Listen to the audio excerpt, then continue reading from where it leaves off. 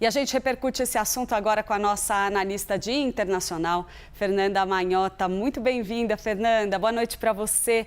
A gente viu essa decisão da Suprema Corte Americana se abater aí em cima do governo de Donald Trump, uma reação fortíssima por parte do presidente americano, que impacta também em todos os outros países que têm relação comercial com os Estados Unidos. Como é que fica o jogo daqui para frente? Bem-vinda, boa noite para você. Boa noite, Clarissa, querida, a você, a todos os nossos, a nossa audiência aqui do Prime Time, um prazer estar com você. E, de fato, Clarissa, é importante esclarecer que a derrota do presidente Trump limitou muito os poderes do executivo no que tange ao uso, sobretudo, né, do principal instrumento de elevação de tarifas, que era o International Emergency Economic Powers Act, basicamente o AIPA, como a gente costuma chamar, e que dava ao presidente Trump condições unilaterais de, por conta própria, com base em decreto, né, em canetada, como a gente costuma dizer, resolver a questão de maneira unilateral. O que agora está em jogo é o fato de que isso não é mais um instrumento à disposição do executivo e ele vai precisar lançar mão de outras ferramentas. Essa tarifa de 15% que foi anunciada hoje, ela é a saída mais curta, mais rápida, menos dolorosa e aqui depende de menos anuências do ponto de vista do sistema jurídico americano. A seção 122, Clarissa, do Trade Act, né, que é uma lei de 1974,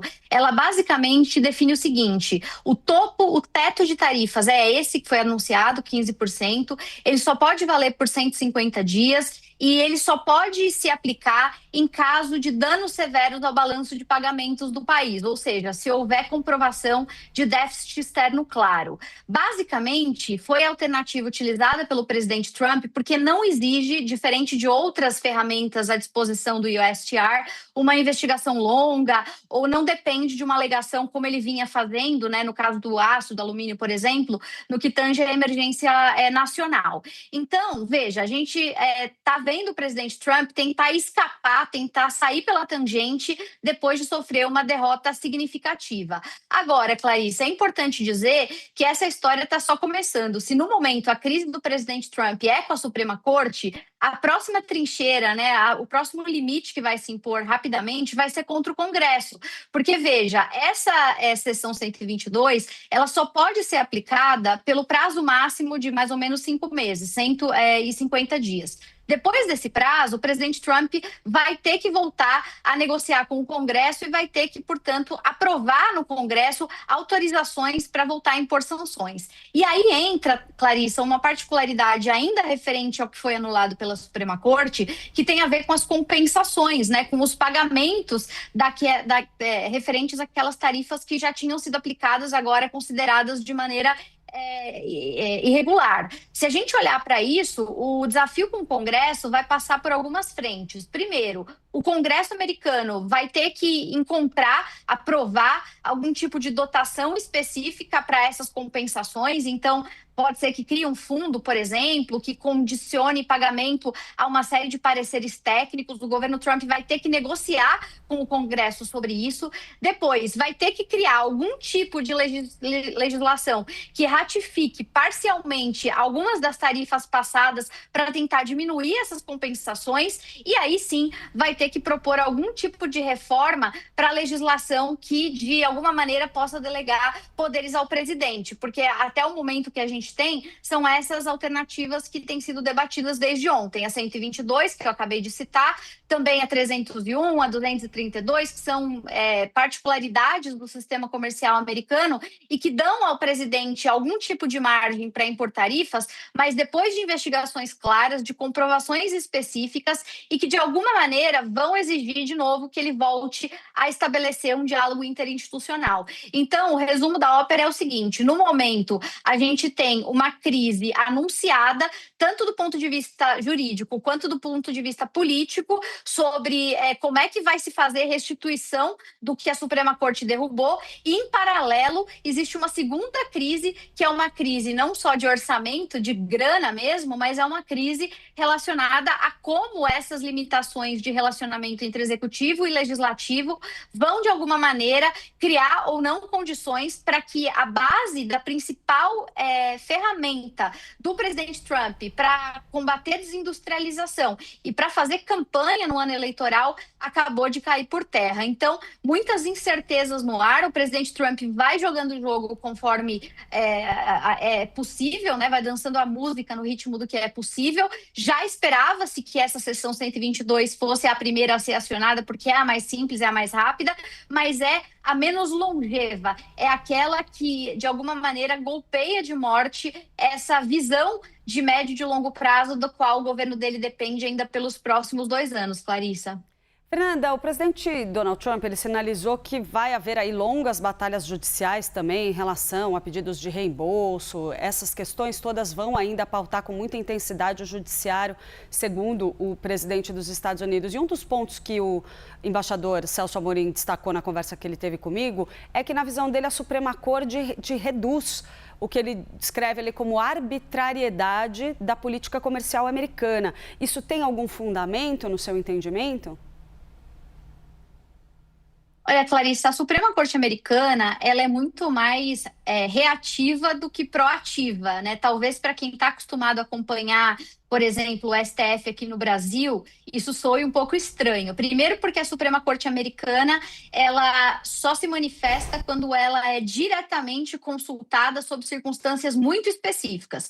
Em segundo lugar, pouquíssimos casos, de fato, chegam na instância máxima do judiciário americano. Se a gente olhar para os números, né, quantos processos, por exemplo, são julgados pela Suprema Corte dos Estados Unidos ao longo de um ano, a gente vai ver que é uma diferença absoluta em relação a outros países, incluindo o Brasil, muito menos em quantidade do que a gente está acostumado aqui. Eu diria que, nesse caso, a Suprema Corte nada mais fez do que salvaguardar o que já vinha sendo, de alguma maneira, manifestado nos tribunais inferiores, que é o sistema de freios e contrapesos dos Estados Unidos. O sistema jurídico americano já prevê uma série de condições excepcionais para casos de manutenção da soberania econômica dos Estados Unidos. Então, seja por meio de balanço de pagamento, seja por meio de emergência nacional, seja por meio de correção a partir de práticas desleais de outros países. Existem vários mecanismos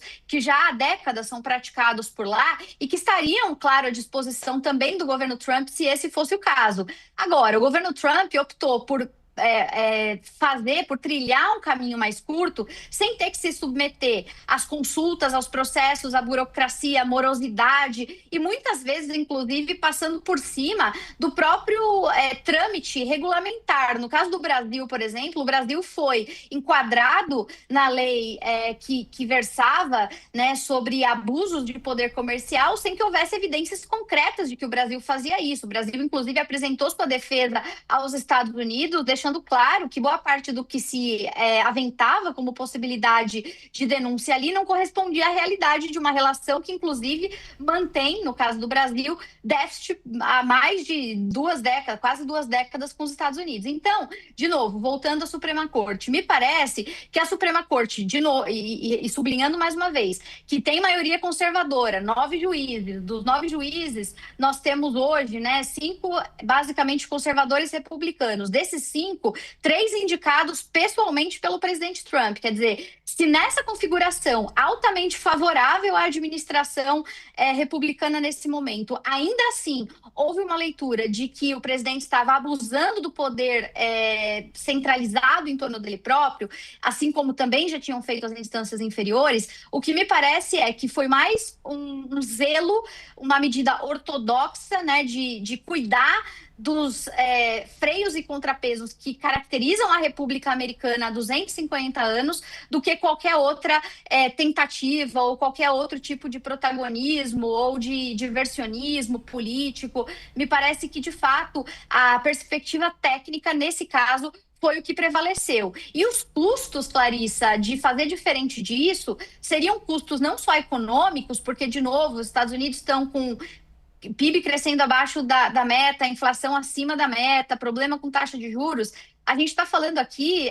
antes de mais nada, de competitividade, a gente está falando aqui de risco país, a gente está falando aqui da capacidade dos Estados Unidos em manter credibilidade, né? No final das contas, as tarifas afetaram muito diretamente a capacidade de fazer negócios de longo prazo dos Estados Unidos, de atrair investimentos do ponto de vista de longo prazo dos Estados Unidos, e os efeitos vinham sendo sentidos, inclusive, entre os apoiadores do presidente Trump. Então, resumindo essa ópera, a Suprema Corte agiu de acordo com o que era previsto pela doutrina jurídica, do que já se tinha de expectativa nas cortes inferiores, e me parece que zelando por esse compromisso de credibilidade para que os Estados Unidos não entrem numa crise de risco jurídico, né, de elevação do risco jurídico, Clarissa.